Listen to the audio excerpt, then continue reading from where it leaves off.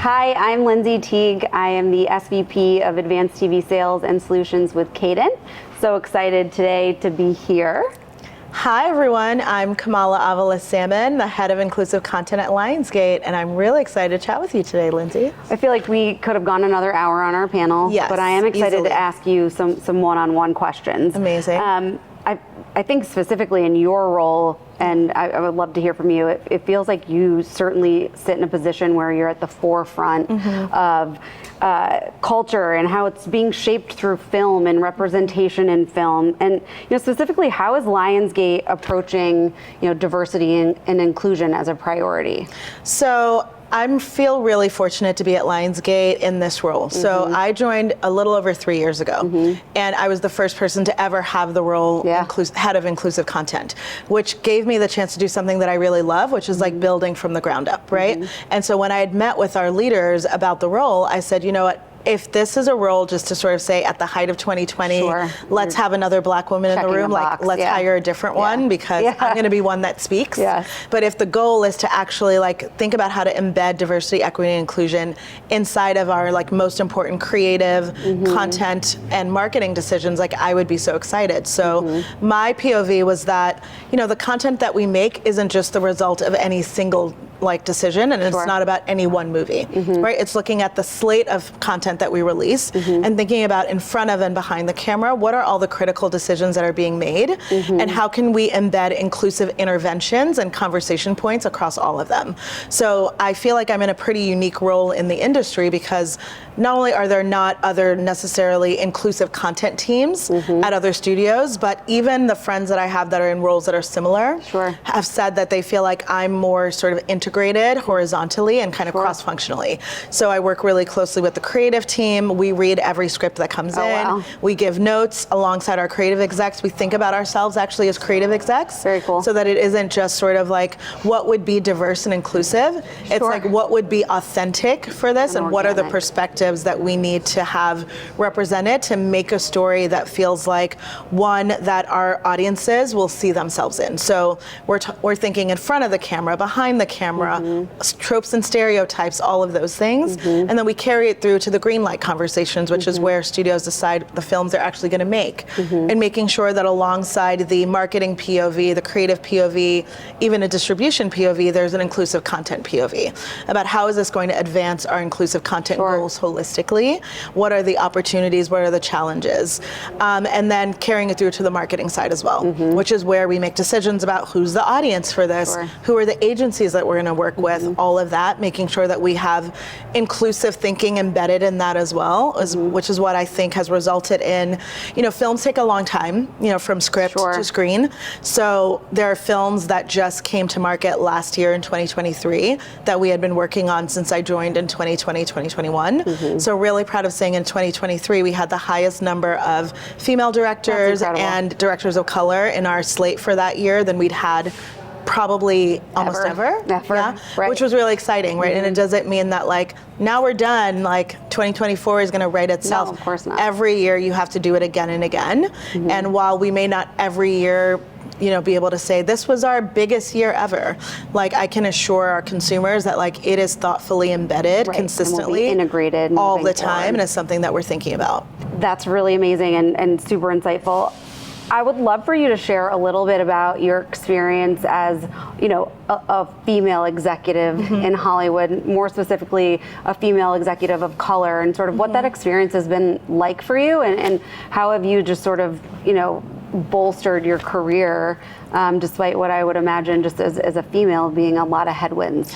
Yeah, so I was thinking about this even on our panel. So I've worked at this point across music, tech, movies, TV, and so a lot of different areas that are really, I think, sort of driving culture. And I've actually been fortunate to have had a lot of female leaders along the way that have been really inspiring to me. But both I and they were still, some of the very few. And even in places where, there may be, more women in leadership, the thing that I found is that doesn't always mean that it is actually there are more diverse perspectives coming in. Yeah, you mentioned that earlier. I thought that was really interesting. Which I think is really interesting, right? I think that sometimes what we do is sort of like perform diversity, right? In the way that like, if you look in this room, everyone looks different, right? But when you look at the way that people are showing up in meetings and the perspectives they're taking, they are trying to align themselves with the majority POV. Right. And because sort of historically that has been a white male archetype of a leader, you might find a lot of women who are kind of acting the way that the men in the like leadership team would be acting, right?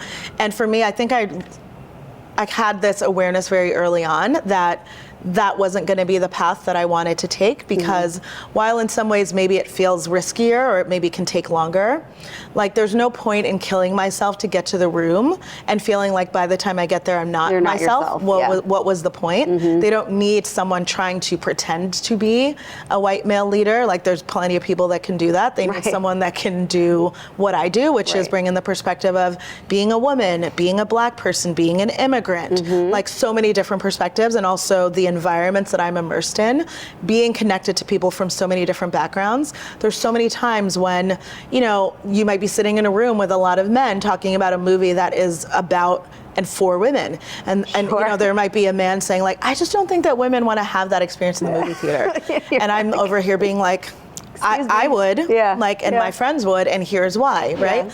And it doesn't mean that like, you know, as a woman, I only have a female perspective, or I only have a Black POV, right? I'm very sensitive about the fact that like, you know, when their execs will be like, will Black people like this movie? Depends on which one, right? Like there are some movies that star all Black people that I'm not the audience for. And there are some movies that have no Black people in it that I'm very much the audience for. But I do think that like, as we're putting together our sort of leadership team and our decision-making team, it's really important to have all the different sort of slices of perspective. And so I feel like as a female executive and as a woman of color, I feel like it is my responsibility to bring us into the room, because a lot of times decisions will be made by, about, and for us that don't represent us. And we need to be able to insert that sort of perspective, and sometimes it can shift a conversation. It doesn't mean that you win every argument, right? But at least the conversation is being heard. I love that. One of the things that you mentioned also during our panel that I would love for you to share a little bit more about is that, you know, women specifically, or even sort of generationally, we're being mentored, but we're not being sponsored. And that like really resonated for me, because even selfishly for my own career path, and as I look to mentor others in that sort of more traditional way, like it's so important to be a sponsor, to your point, when someone's not in the room. And so I'd love to hear how that sort of influences your leadership style, and, you know, like where you've seen that be impactful. Yeah, so I think that when I was early in my career, I probably didn't even know the term sponsorship. It's kind of a term that's been talked about a lot more in the last 5 years than maybe in the like last 20 years, but it is something that has always happened a lot of times invisibly, right? Where like you might hear and see a certain person get a promotion that might seem like sort of like, ooh, like they're getting a cool new role. How do they do that, right? A lot of times it's like they have really close relationships with people in leadership. And so when decisions are being made about org charts, or like, ooh, we have this new area that we are not quite sure, we want to build out, Exactly, right? There are some people that are top of mind. And a lot of times what people will do is sort of like, they will both mentor and sponsor people that look like them, right? People that remind them of themselves, right? And there is something human about that, though we have to like really intentionally try to interrupt it, especially if you are a part of a majority group and you're committed to building a more diverse workforce. Like you can't do that. But I do think that, like, you know, to the extent that sponsorship is key to getting access to those rooms, you kind of have to go beyond just sort of like, who are the executive leaders that like will let me pick their brain for 15 minutes? That's the mentorship. To like, who are the people that will actually, like, as opportunities are being discussed in rooms that you're not in, will mention you. So, you know, for myself as a leader, like, you know, while I have a pretty small team, I'm really vocal with my leadership team about like how people are overperforming and who's doing it, and that it's not all just me. And I think, you know, it is resulted. That's so important too. And I think that sometimes when people don't do it, there can be a lot of different reasons, right? But sometimes they have their own fears of being overlooked, right? And they probably don't have sponsors, and so they're trying to like be their own sponsor in some sort of weird way, which doesn't actually totally work. It doesn't work, right? It doesn't, like you can't. You have to identify those people. But I'm really proud that like now, you know, in the role that I'm in, like, you know, I have a director on my team who very regularly, like my boss, who's the head of the studio, is like, this person's doing really great, and like I think that like if we did this shift in a couple of years, they might be right for that. It's like good. They know what people on my team are capable of. There was another person who used to report to me that now reports to the head of marketing, and that was because I really I let that person run free. Right? And it's like, it was a loss for our team, but it is a gain for her. And I'm a big believer that like the best leaders in sort of a professional setting are going to be the ones that want you to maximize your potential, not just the ones that like want you around to help them, because the way that you help them is like really great and they don't want to start over. Right. So from a DE&I perspective, or even purpose-led marketing perspective, like what are your key initiatives for, you mentioned you had a ton of success in 2023, but how is that impacting sort of, what is sort of on the roadmap from a release perspective, or just other marketing initiatives that you're, championing this year? Yeah, so I feel really proud of the fact that we've been able to be, I think, quite innovative in our approach overall. And so there's a couple initiatives that I'll point to in particular. So one is when I came in, everyone, especially in 2020, 2021, internally and externally, everyone wanted to talk about representation and equity, right? And I wanted to make sure that as we were looking at scripts and like sort of providing the inclusive content POV, it wasn't just sort of like, what does Kamala think, right? In a vacuum, right? I was like, I wanted to build a framework for how we think about what it means to build inclusive content, and one that has a lot of different variables that look at in front of the camera, behind the camera, inside of the stories themselves, representation, portrayal, so the Bechdel test. There's a lot of thought leadership that already exists. So I wanted to put that together into a framework that can be very repeatable and consistent. So really excited to say that now we use that across every single project that comes in. We've used it across over 200 projects, even going back before I joined, and been able to show that like there is a correlation between building a highly inclusive script, both in front of and behind the camera, and connecting with audiences. And so when we're working on, when we're talking about the marketing side, it's making sure that like all of the opportunities that we identified in the creative phase, our marketers are aware of that as well, and they can lean into certain talent, they can lean into certain storylines. So I think that that's really important, and we're looking forward to hopefully in the next year or so being able to scale that and share it with other studios. So I'm a big believer that like I never want to just make progress for myself or for us. If we're doing something that works, I want it to be shared with everyone. And so that's really important to me.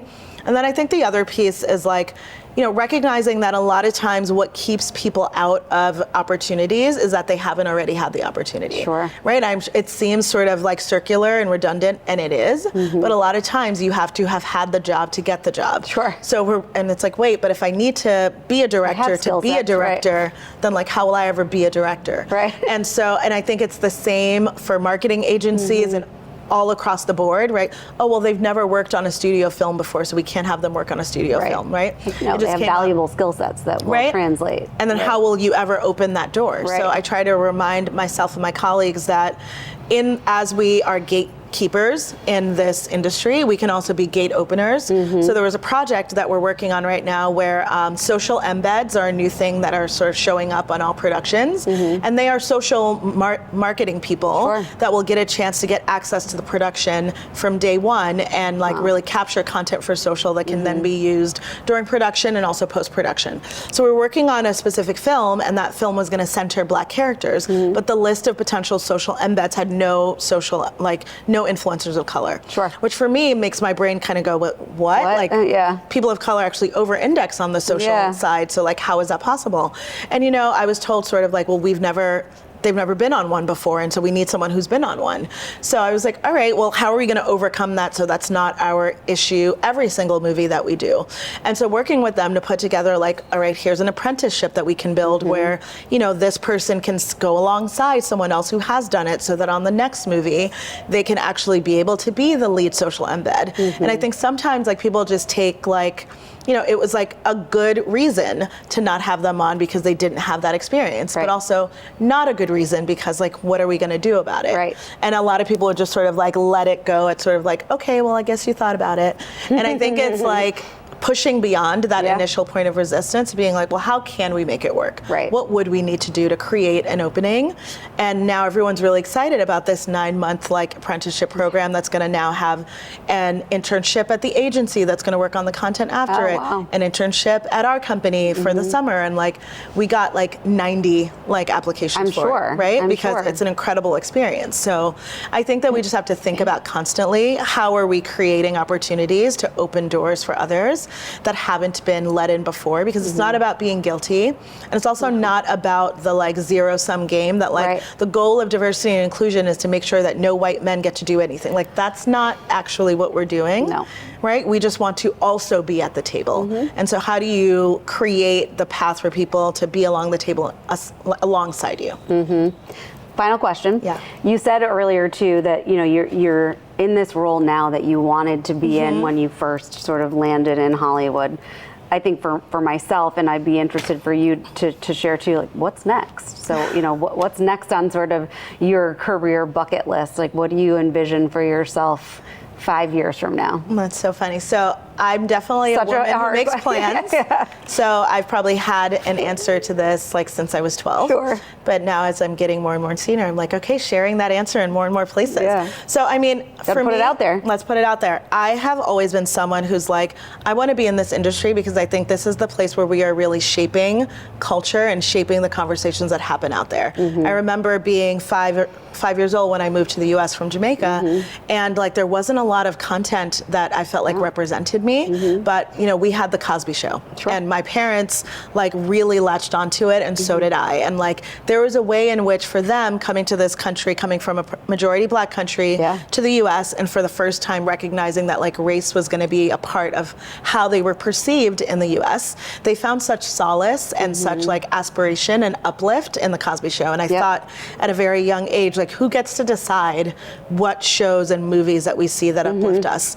And I think the answer to that is like a lot of the decision makers in our space. So like I want to run a studio one day. I want to be able to sort of like greenlight content. I want to be able to support and champion underrepresented storytellers. I want to make sure that we're intentional about telling not only entertaining stories, which I do think is first and foremost, but like there is no tension between entertainment and inclusion, or entertainment and diversity. I think they're very complementary, but you can only, like all of us only have our own lived experience, right?